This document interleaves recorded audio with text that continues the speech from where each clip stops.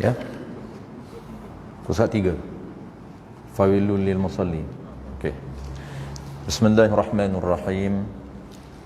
Alhamdulillahilladzi arsala rasulahu bil huda wa dinil haqq liyudhhirahu 'ala ad-din kullih walau karihal kafirun.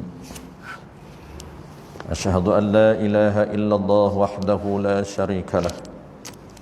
Asyhadu anna Muhammadan 'abduhu wa rasuluh. Salawatullahi wa salamuhu ala hadzal nabiyil karim wa imamil muttaqin wa qaidid du'atil mujahidin wa ala alihi wa ashabihi ajma'in. Allahumma 'allimna ma jahilna wanfa'na bima 'allamtana waj'alna minal mukhlisin.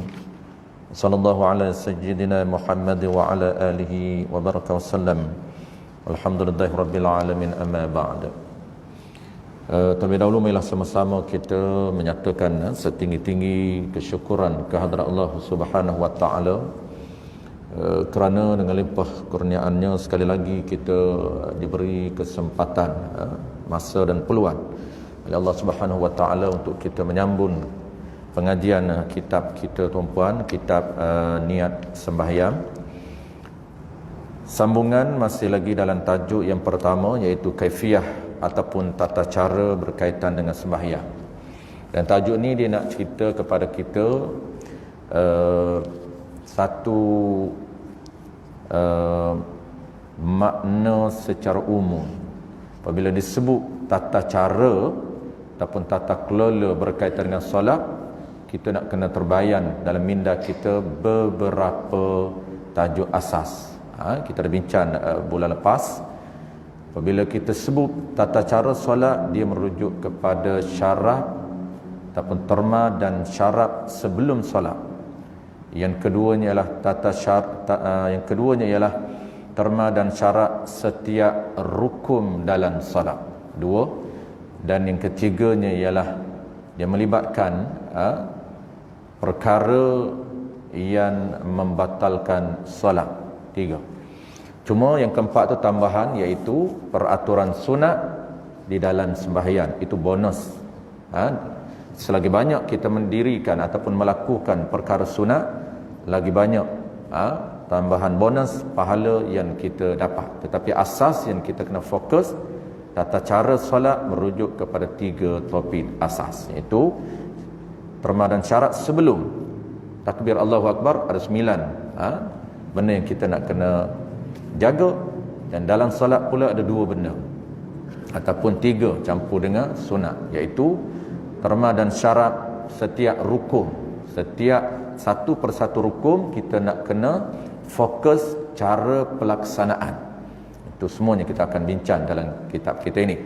Dan yang ketiganya ialah kita kena ambil cakna berkaitan dengan perkara yang boleh membatalkan ataupun boleh membinasakan ibadat kita. Dipanggil perkara yang batal solat. Last sekali, perkara ataupun peraturan sunat di dalam solat. Baik, itu kita dah bincang sebelum daripada ni. Baik, terakhir pada malam ini tajuk yang sama. Muka surat 3 di atas sekali ayat Quran, fawailul lil musallin, itu sambungan. Dalil yang pertama berkaitan dengan tata cara, iaitu wa aqimus salah. Allah merujuk perintah, ayat ini merujuk kepada perintah Allah Subhanahu wa taala, iaitu hendaklah kamu mendirikan ibadat yang bernama salat. Apa yang kita nak kena diri? Ibadat yang bernama salat meliputi 3 peraturan basic tadi. Meliputi syarat terma dan syarat sebelum, di dalam solatnya adalah 2. Itu maksud Allah Ta'ala memerintah kita supaya mendirikan ibadat yang nama solat. Yang kita sebut bulan lepas tuan berkaitan dengan protokol. Inilah dia protokol solat di dalam solat dan juga di luar solat yang perlu kita jaga. Yang kedua, hadis yang kedua, sambung malam ni yang ketiga. Yang ketiga ayat Quran. Yang kedua hadis, fal musalluna kathiru wal muqimuna qalilu. Ini dalil bahawasanya beza di antara orang yang mendirikan solat dengan orang yang melakukan perbuatan solat. Dia beza. Musallu, orang yang melakukan solat, Nabi kata ramai, majority, kasirun. Tetapi wal muqimuna qalilun, tapi yang minoritinya ialah orang yang mendirikan solat. Yani orang yang mengambil kira di dalam pelaksanaan ataupun dalam protokol menghadap Allah ini, dia ambil kira dari sudut tata cara dan tata kelola, itu minoriti. Ini Nabi sebut. Dalil yang ketiga, firmanullah subhanahu wa ta'ala,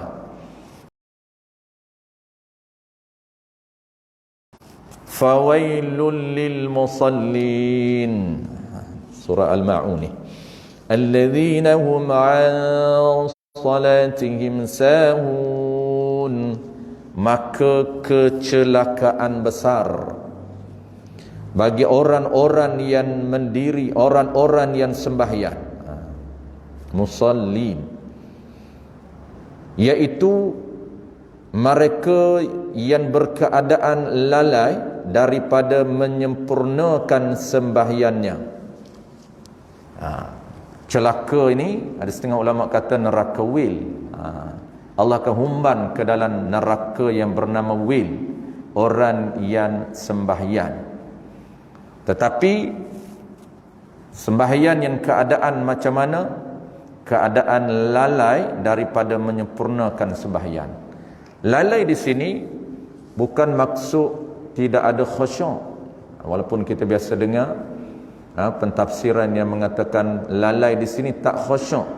Orang yang tak khusyuk kalau sembahyangnya mengikuti tata cara solat yang sebenar, ikut piayawan syarat sah, maka Allah terima. Dia panggil Allah terima tu dengan makna bahasa kita dipanggil bahasa kita dipanggil terima, bahasa syarak dipanggil sah.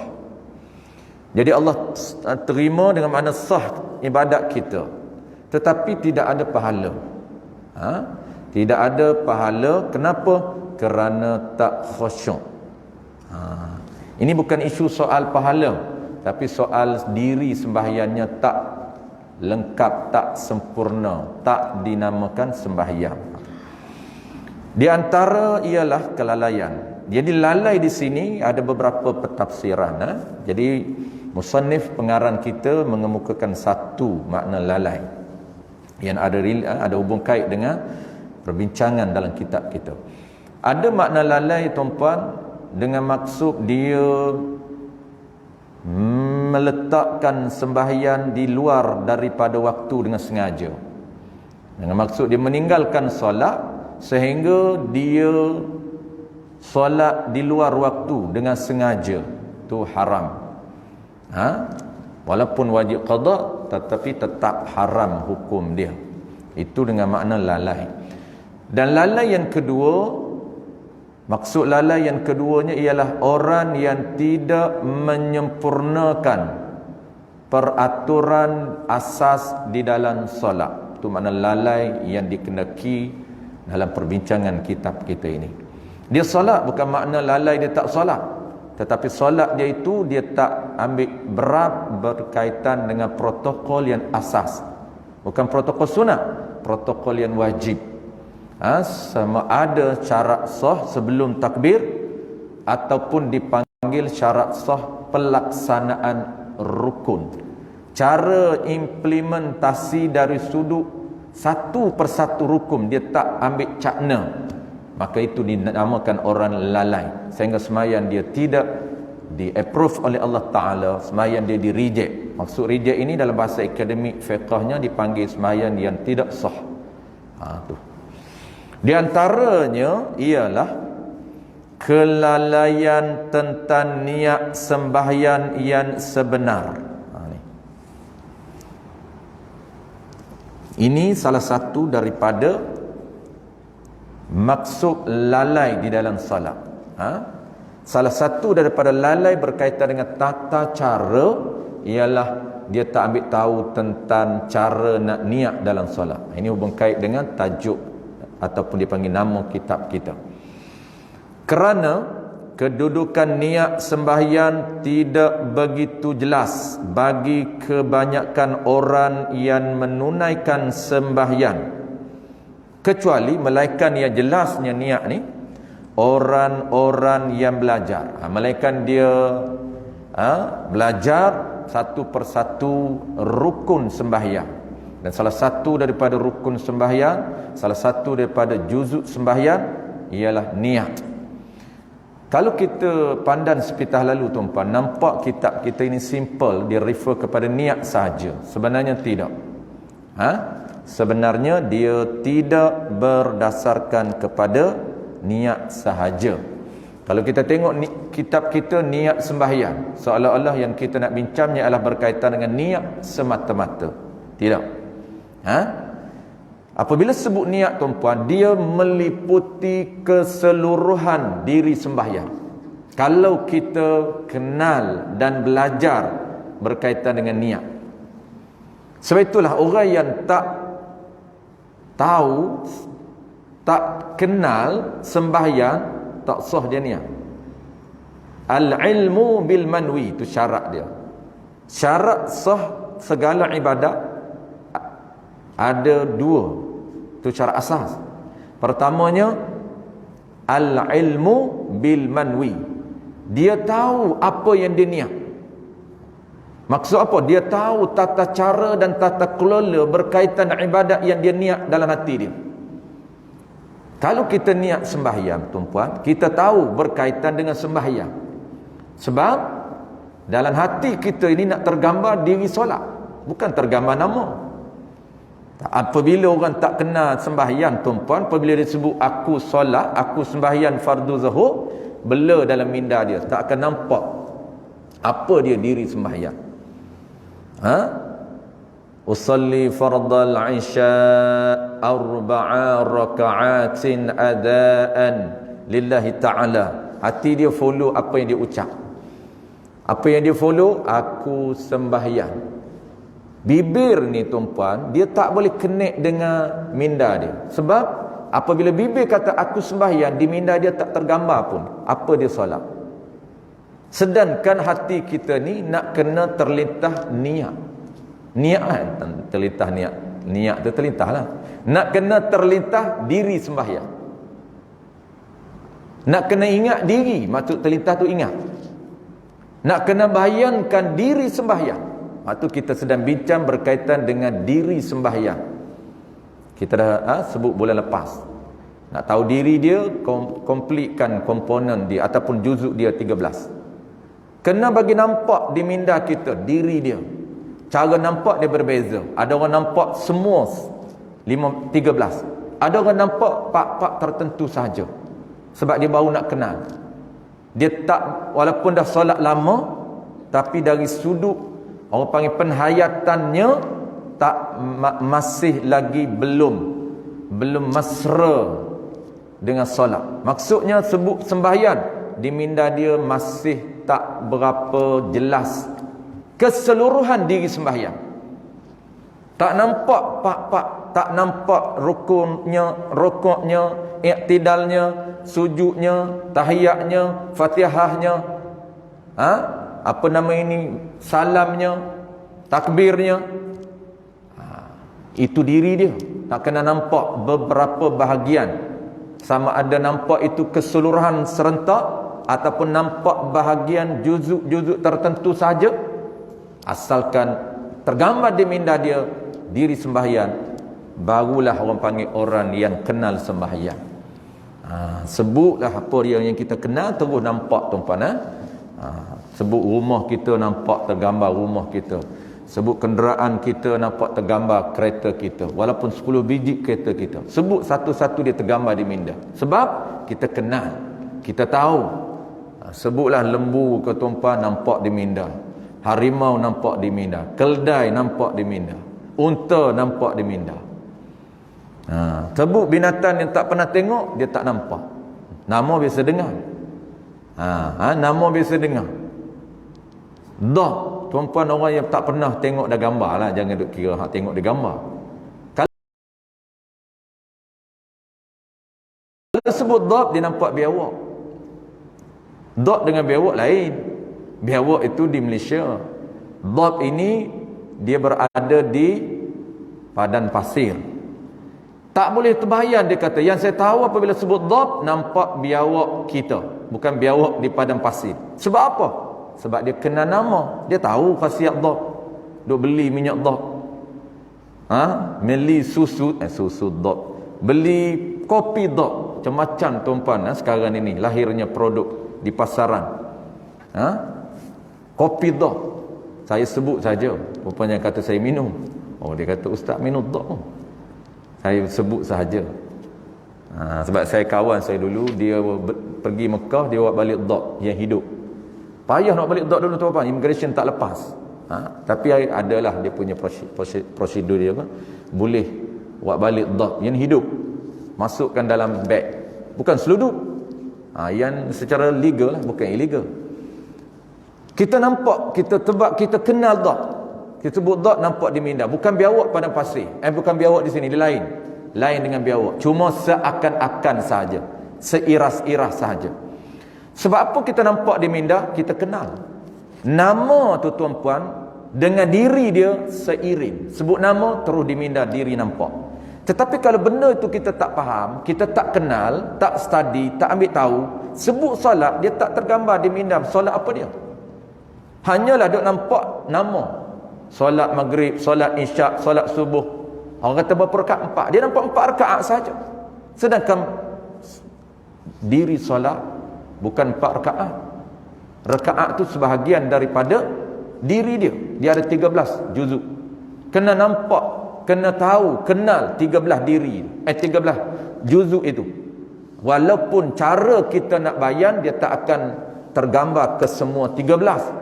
Kerana kita tak berapa nak betul-betul kenal. Tetapi para ulama, orang salih dan wali Allah, mereka tergambar kesemuanya diri solat. Mereka nampak satu persatu, bermula dengan takbir sampailah salam. Ke serentak mereka sebut aku sembahyang. Bukan mereka nampak sembahyang zuhur sahaja, tapi mereka nampak diri sembahyang dalam minda dia. Itulah dia. Apabila kita sebut niat, dia merujuk kepada keseluruhan diri.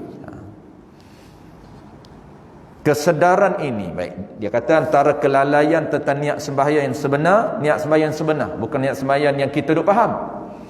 Kerana kedudukan niat sembahyang tidak begitu jelas bagi kebanyakan orang yang menunaikan sembahyang, kecuali yang jelasnya orang-orang yang belajar. Kesedaran ini timbul semasa saya memberi kuliah di masjid-masjid. Ini penulis bagaimana dia melahsikan tulisan dia ini, pengarang kita ini, Al-Fadhil Ustaz Haji Abdul Halim ni. Boleh timbulnya, boleh dapat orang panggil rangsangan untuk dia menulis kitab niat sembahyang ini.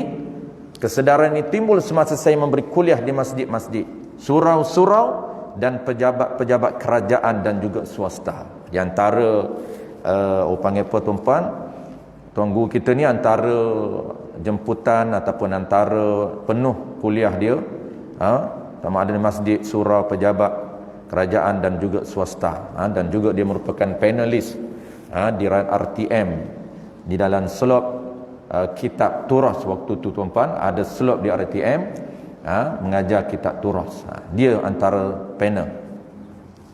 Setelah ditanya kepada jemaah yang mengikuti kuliah tersebut, bagaimana anda niat sembahyang? Nak tahu jemaah ni faham tak berkaitan dengan niat sembahyang. Sebab nak tergambar ni, nak niat ni usalli fardha ni, kena usalli fardha sahaja aku sembahyang. Apa yang kita tergambar pada sembahyang itu? Contohnya sembahyang zuhur. Kebanyakan mereka berkata sebelum sembahyang kita menyebut usalli fardal zuhri arba'a raka'atin ada lillahi ta'ala Allahu akbar. Itulah dia antara jawapan. Yang pertamanya jawapan, jemaah ada yang jawab, ada kata niat tu sebelum kita takbir, kita lafazlah usalli fardal zuhri arba'a raka'atin ada'an lillahi ta'ala. Itu niat. Semasa menyebut Allahu akbar, dalam hati kita pun berkata, dia follow. Ni ada orang faham yang kata niat tu lafaz di lidah, di hati follow. Hati cakap macam mana? Aku sembahyang fardu zuhur 4 rakaat tunai kerana Allah. Ada orang cakap itulah dia niat. Walau bagaimanapun ada juga di antara mereka yang berkata bukan seperti itu. Ini pendapat kedua pula. Ada juga jemaah lain jawab. Dia kata niat ni bukan lidah cakap usalli, hati follow. Maksudnya hati turut bercakap. Turut cakap, aku solat, aku sembahyang fardu insya 4 rakaat tunai. Ada juga orang cakap itulah niat. Ada pendapat yang kedua. Jemaah lain cakap niat itu mereka yang berkata bukan seperti itu. Niat hanya dilintaskan dalam hati. Maksud lafaz niat tersebut. Niat sebenarnya lintasan dalam hati apa yang kita ucap. Usalli fardal isya 4 rakaatin adaan lillahi ta'ala. Hati tak perlu follow, tak perlu bercakap. Hanya hati ini sedar, hati ini ingat, hati ini terlintah. Tu panggil teringat, terlintah. Apa yang dia nak terlintas? Benda yang diucap. Kalau dia kata aku sembahyang fardu zuhur, maka hati dia terlintah aku solat. Solat apa dia? Fardu. Terlintah fardu. Lagi hati dia terlintah fardu zuhur 4 rakaat. Lintasan zub. Dia ingat ketika takbir Allahu Akbar, dia ingat apa? Aku solat. Teringat. Solat apa? Solat fardu. Fardu apa? Fardu zuhur. Tu. Adapun yang dibaca dalam hati itu adalah percakapan hati ataupun hadisun nafsi yang diterjemah dari lafaz niat di dalam bahasa Arab. Ada jemaah cakap ni pendapat yang kedua. Kita tengok nanti buat kesimpulan hak mana betul. Di antara jawapan jemaah yang dinakalkan oleh penulis kita ini pengalaman dia mengajar, lalu dia nakalkan dalam penulisan dia. Ni jemaah yang kedua jawab. Dia kata bukan usalli fardha mulut cakap, kemudian hati duk cukup turut bercakap. Kata jemaah ni bukan begitu niat. Niat ni dia terlintas saja. Hak yang duk bercakap dan hati itu orang panggil apa dia? Orang panggil hadisun nafsi, percakapan hati. Bisikan hati.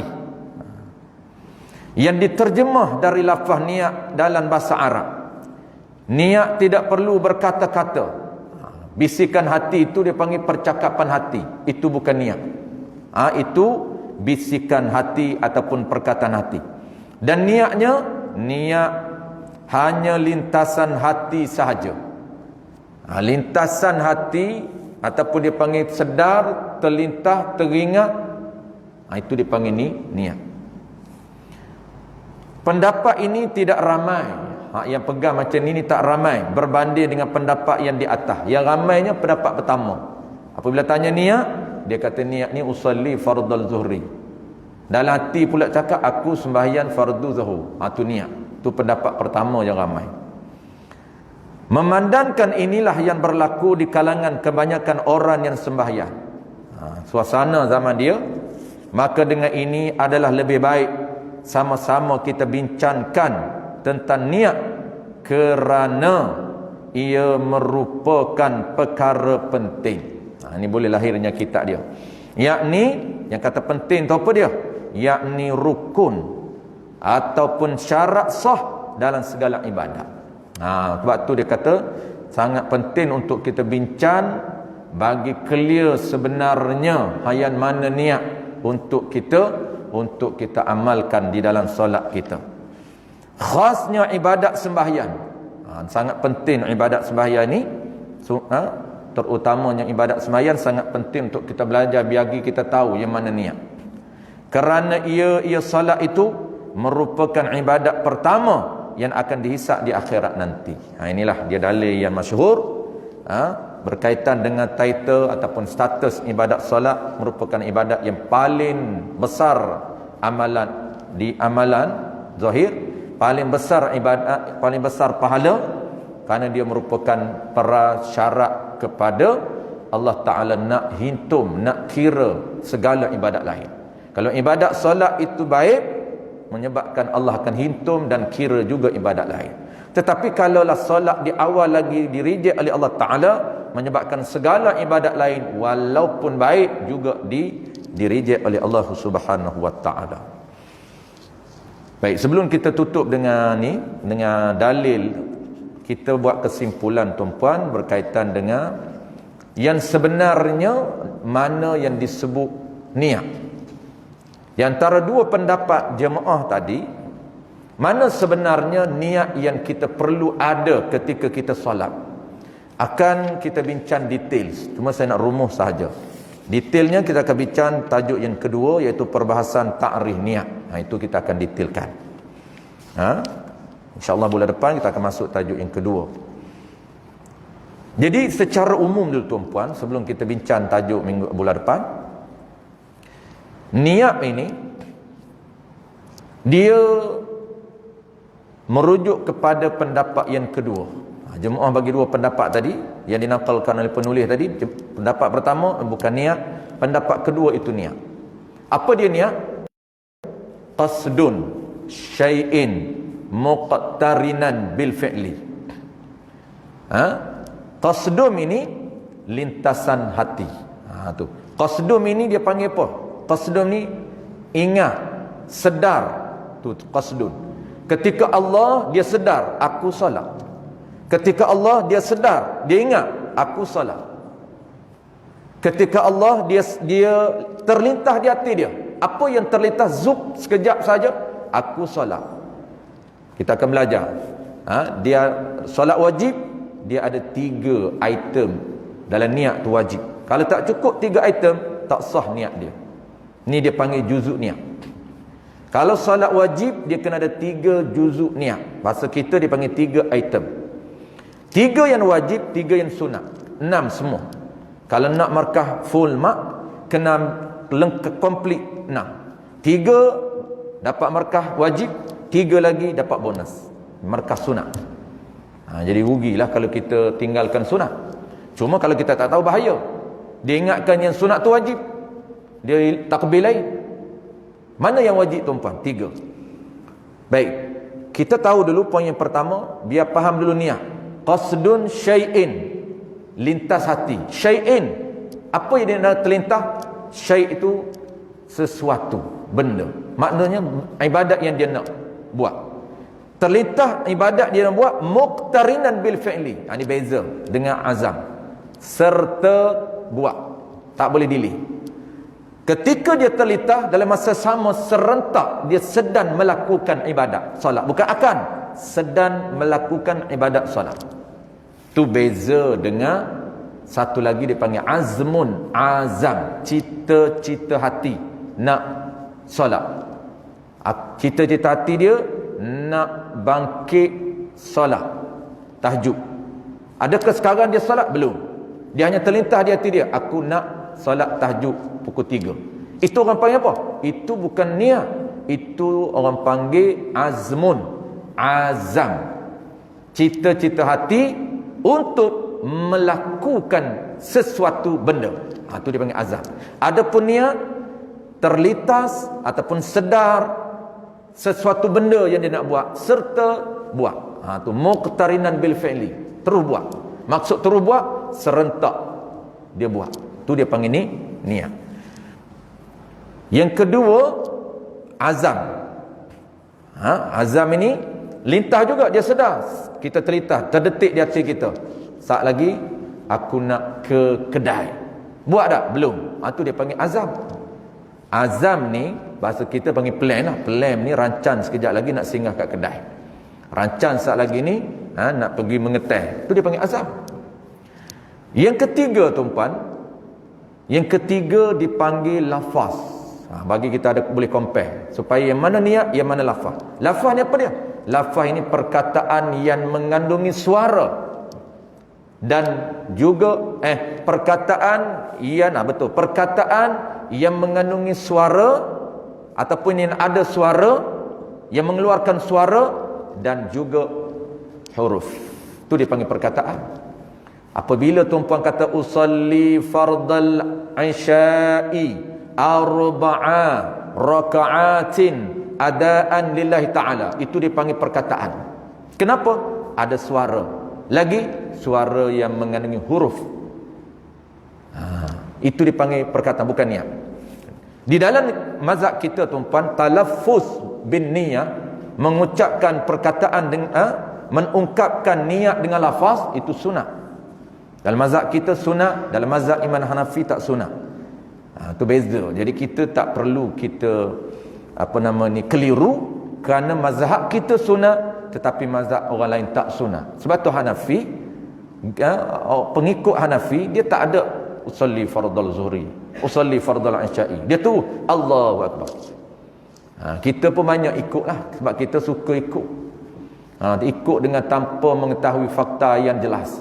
Kita pun tak nak dia kata sebab apa duk main lafaz-lafaz. Bukan sunat lafaz. Itu bukan sunat mazhab orang lain. Sedangkan kita daripada wuduk tadi kita ikut mazhab Syafi'i, channel Imam Syafi'i, maka tiba-tiba nak solat nak ikut Hanafi, maka tak boleh. Kalau nak ikut Hanafi, kena ambil daripada wuduk Hanafi, tata cara pun Hanafi, perkara batal solat pun Hanafi. Dia kena completekan. Kalau Hanafi, kena Hanafi semua. Bukan kata Hanafi tak boleh. 4 mazhab boleh pilih mana-mana. Cuma kita di negara kita tuan-puan, ni Nusantara bukan negara kita saja, keseragaman dalam fiqahnya adalah mazhab Syafi'i. Cantik dah orang kita dulu. Bukan makna mazhab lain salah, tidak. Baik, saya tahu. Ada satu lagi terlupa. Dia 4 semua. Satu lagi tuan-puan, dipanggil perkataan hati. Ini kita kena beza. Ada 4 tu di mana sebenarnya 3 lagi bukan niat. Apa dia bisikan hati? Hati turut bercakap apa yang diucapkan oleh lidah. Contoh, lidah cakap usalli fardal zuhri 4 rakaatin adaan lillahi ta'ala. Maka dia faham. Apabila dia faham, hati dia turut membisikkan apa yang lidah cakap. Hati membisikkan aku sembahyang fardu zuhur 4 rakaat mengikut iman tunai kerana Allah bar. Sebab tu dia panjang pak. Allahu akbar. Kenapa panjang bar? Dia nak matching elok. Sahaja aku sembahyang fardu insya 4 rakaat tunai kerana Allah bar. Sebenarnya itu bukan niat, tetapi itu bisikan hati. Niat tak perlu membisik, tak perlu berkata-kata hati. Hanya ingat dan sedar ataupun terlintas saja. Aku solat. Solat apa? Fardu. Fardu apa? Zuhur. Saya tahu mana? Cuma jangan susah hati. Lepas tu ada orang tanya, Ustaz, saya ni memang daripada dulu lagi saya bercakap hati rupanya. Daripada sekolah dulu lagi saya belajar, cikgu, ustazah ataupun ustaz kata hafal niat. Ustaz ni dia suruh hafal niat. Mana niat boleh hafal? Yang hafal bukan niat. Yang hafal itu lafaz, niat. Niat dia tidak ada suara, tak boleh dihafal. Dia tidak ada suara niat. Kalau suara itu dipanggil perkataan. Cuma mudah-mudah bahasa mudah ustaz dia cakap masa sekolah rendah dulu, hafal niat. Dia nak suruh hafalnya lafaz niat. Lafaz niat maksud apa? Ungkapan kepada isi hati. Kenapa? Kerana niat tidak ada siapa pun tahu. Isi hati kita tidak ada siapa tahu melainkan kita ungkap dengan lidah kita, ungkap dengan bahasa. Tu dia panggil lafaz ini ungkapan kepada niat. Kalau kita ungkap niat kita dalam hati ini berbunyi aku sembahyang fardu insya 4 rakaat. Cuma jawab tuan-puan, kalaulah orang membisikkan di hati, juga kata ulama boleh dikira niat, cuma bukan niat. Sebab apa? Sebab biasanya kalau dia sebut di hati dia tak lalai, dia tak tersasul. Memang dia ingat. Cuma dia tak cekap lagi. Hak mana niat, hak mana perkataan. Apabila dia sebut tu aku sembahyang tu, dia ingat tak? Dia ingat lah. Maka ingat itu sebenarnya ni niat. Baik, settle. Last sekali tuan-puan, sebelum kita ulang sekali lagi bulan depan, sembahyang wajib dia kena ada 3 niat.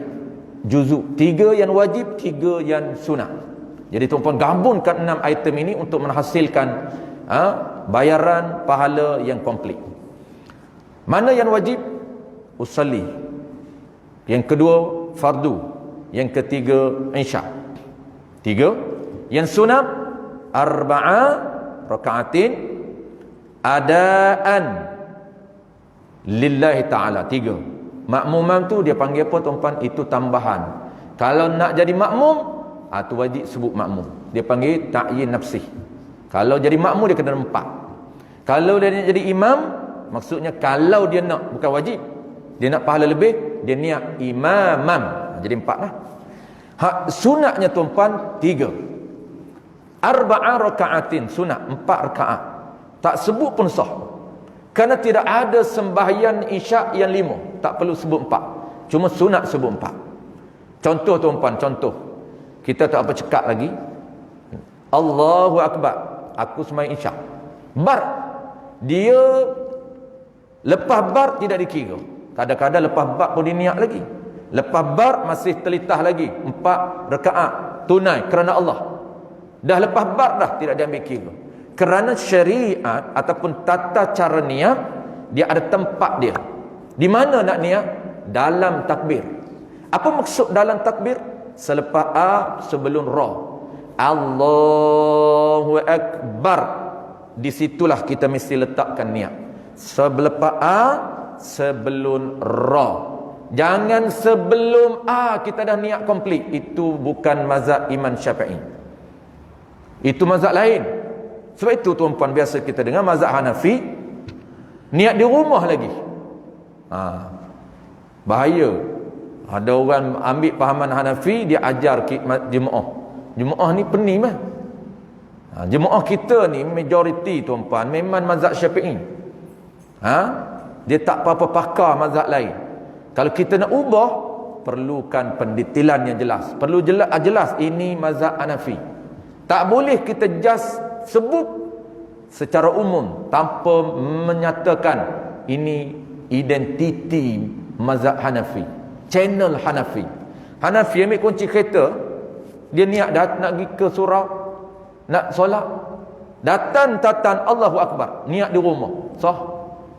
Itu pun kita pun nak buat. Dia kata mudah semaya ni, mudah lah ikut orang lain. Dia kata duk susah lah ustaz tu ajar bab niat lah, azam lah, bisikan hati lah, patu lafaz 4. Tak larat nak ingat 4. Dia kata niat ni tak perlu bincang-bincang sampai panjang lebar 4 tu. Ambil kunci kereta niat dah. Oh, mudah tuan-tuan. Jenis ni orang nak mengaji ni. Jenis mudah. Jawab dia itu bukan mazhab kita. Itu mazhab Hanafi. Betul, tak salah dia sebut tu. Yang cara mudah tu.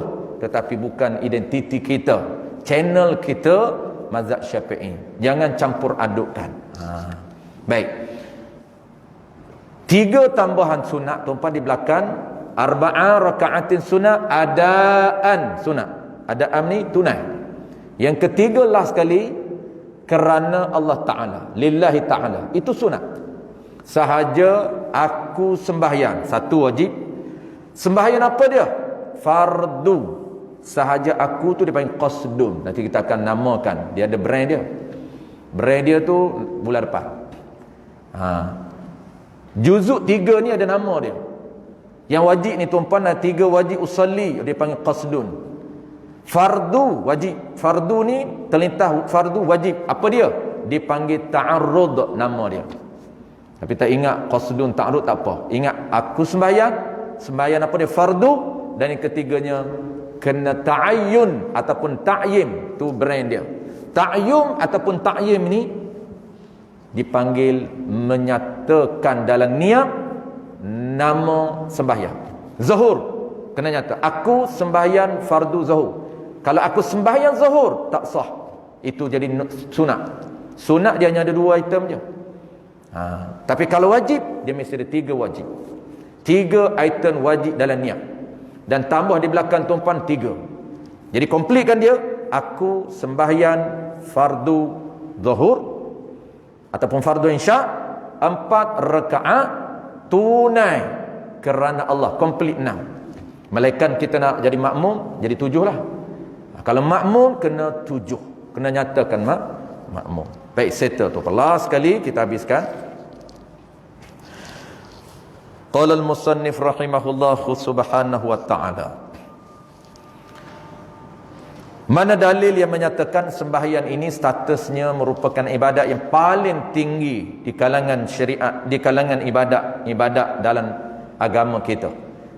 Berbanding ibadat lain, dia antara yang paling tinggi, pahalanya paling besar, merupakan prasyarat kepada Allah nak terima ibadat lain. Dalil dia.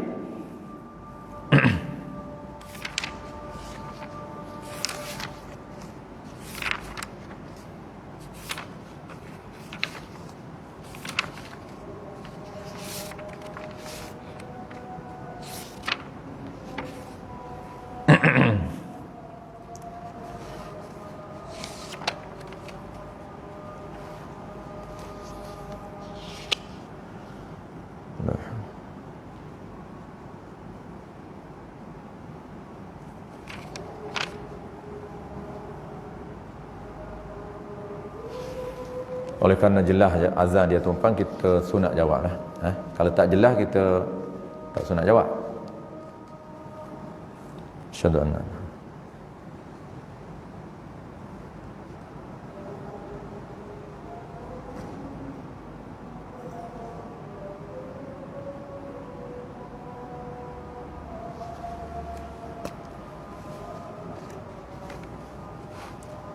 Asyhadu anna Muhammadar Rasulullah.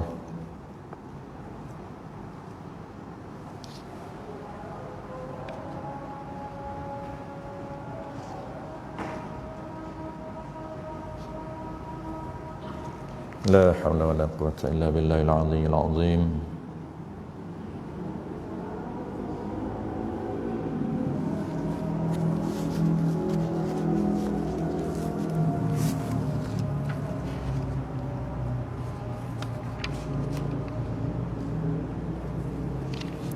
La haula wala quwwata.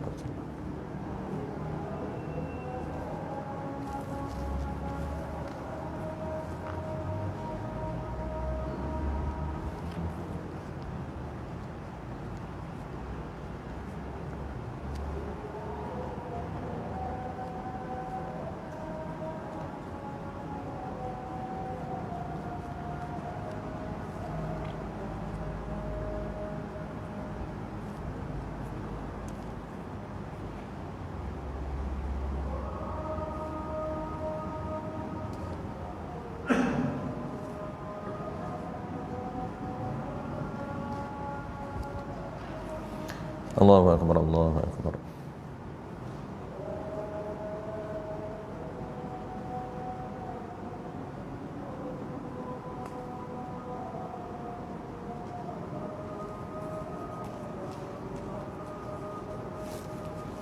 اللهم رب هذه الدعوة التامة والصلاة القائمة لسيدنا محمد الوسيلة والفضيلة شرف الدرجة العالية الرفيعة وبعث في مقام المحمود الذي وعدت إنك لا تخلف الميعاد. Baik, sama sekali lagi tuan-tuan. Hadis yang menyatakan bahawa sembahyang merupakan prasyarat kepada ibadat, prasyarat kepada Allah nak kira ibadat lain.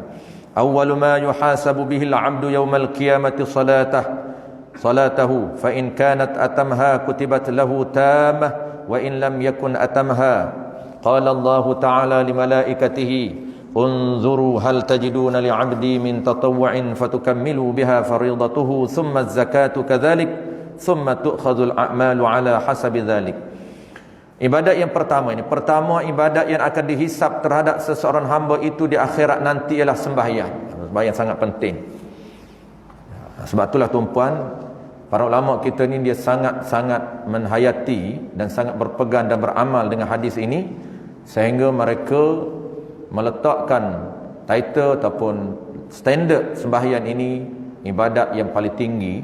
Dalilnya, para ulama kita dia menjadikan modul sembahyang ini untuk diulang sehingga mereka wafat. Kalau kita tengok trend di institusi pengajian pondok tuan-puan, tuan guru ini dia akan ulang modul asas dan juga tinggi berkaitan dengan solat sampailah dia mati. Kenapa? Kerana besarnya nilai sembahyang itu. Ni. Kalaulah sembahyang itu tak besar tu, dia tidak akan ulang sampai mati. Walaupun kitab itu dibaca, tapi diulang sehinggalah dia meninggal dunia. Dengan matinya dia, kadang-kadang tuan-puan sampai 30 kali dia khatam kitab yang sama.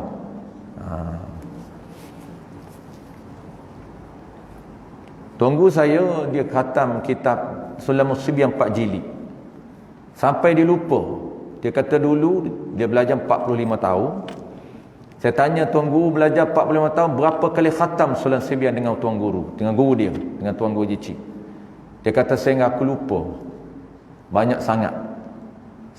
45 tahun tu tempoh dia belajar pelbagai kitab, tapi dia ulang kitab Sulamus Sibyan 4 jilid tu tuan-puan. Dia ulang habis dia ulang.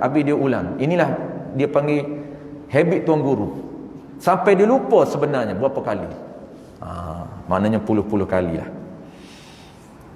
Maka sekiranya baik ibadat sembahyang, baiklah segala amalan yang lain. Maksud dia bukan makna amalan lain ini baik auto baik, bukan. Maksudnya amalan lain, sedekah kita, ibadat sunat yang lain, bacaan Quran kita, sedekah kita, tolong orang, ziarah, akan Allah Ta'ala kira untuk memberikan ganjaran pahala apabila baik ibadat sembahyang kita. Menyebabkan ibadat lain berisiko untuk baik juga kalau kita jaga. Tapi kalau ibadat selain kita jaga, sedekah kita cantik, ikhlasnya beri pula banyak, ikhlas pula tinggi, tetapi solat kita dia tak jaga, itu menyebabkan sedekah tidak akan dikira oleh Allah Ta'ala. Maka sekiranya baiklah segala amalan lain, dan jika rosaklah segala amalan yang lain. Hadis ini diriwayatkan oleh Al-Imam At-Tabrani di dalam Awsat. Bahkan niat perkara penting dalam kebanyakan ibadat. Dalam Sahih Bukhari pada bab pertama yang membincangkan tentang wahyu yang diturunkan, maka di situ juga dibawanya hadis innamal a'malu binniyat sehingga akhir. Ini menunjukkan niat itu paling penting sekali dalam segala amal ibadat, kerana niatlah yang menentukan segala ibadat itu sah di sisi syarak atau tidak. Itu penting niat. Firman Allah Ta'ala wa ma umiru illa liya'budullaha mukhlishina lahuddin hunafa'a wa yuqimus salata wa yu'tuz zakah wa dzalika dinul qayyimah. Padahal mereka tidak diperintahkan melainkan supaya menyembah Allah dengan mengikhlaskan ibadat kepadanya, lagi tetap teguh di atas tauhid, dan supaya mereka mendirikan sembahyang serta memberi zakat, dan yang demikian itulah agama yang benar. Surah Al-Bayyinah ayat 5. Last kali tuan-puan, doa penulis, kepada Allah sahaja kita memohon taufik dan hidayahnya ke jalan yang diredainya, dan kepadanya juga kita bertawakal. Ihdinas siratal mustaqim siratal ladzina an'amta alaihim ghairil maghdubi alaihim waladdallin. Tunjukkanlah kami jalan yang lurus, yaitu jalan orang-orang yang engkau telah kurniakan nikmat kepada mereka. Ini bukan orang-orang yang engkau telah murkai, dan bukan pula orang-orang yang sesat. Ini surah Al-Fatihah. Yang dimaksudkan dengan jalan orang yang dimurkai dan jalan orang sesat ialah jalan golongan orang yang menyimpan dari syariat Allah Subhanahu wa taala. Wallahu alam. Insyaallah tuan-puan, bulan depan kita akan bincang tajuk yang kedua, iaitu perbahasan ta'rif niat. Insyaallah kita akan detailkan sekali lagi apa itu niat, apa itu lafaz, apa itu hadisun nafsi, bisikan hati, dan apa dia azam. Insyaallah bulan depan kita akan rumus sekali lagi untuk lebih detail berkaitan dengan niat dan pelaksanaan kita di dalam solat. Dan dia akan relate tuan-puan dengan sembahyang. Niat apa dia? Niat sembahyang. Niat itu satu bab, dan kita nak bincang pula sembahyang secara keseluruhan, supaya apabila kita nampak kita niat sembahyang, yang nak minda kita ni nampak sembahyang. Itulah dia benda yang kita akan implement di dalam solat. Panduan ini sebagai panggil panduan kitab kita ini sebagai panduan untuk membantu kita supaya lebih kualiti sembahyang kita, lebih berkualiti. Mudah-mudahan ada pahala di sisi Allah Subhanahu wa taala, bukan saja Allah terima ibadat kita tetapi ibadat yang ada pahala. Wallahu a'lam. Bismillahirrahmanirrahim. Alhamdulillahirabbil alamin. Wassalatu wassalamu ala asyrafil anbiya'i wal mursalin wa ala alihi wa ashabihi ajma'in. Allahumma faqihna fid din wa 'allimna ta'wil waj'alna minal ulama'il 'amilin waj'alna minal mukhlisin. Wa sallallahu ala sayyidina Muhammadin wa ala alihi wa baraka wa sallam.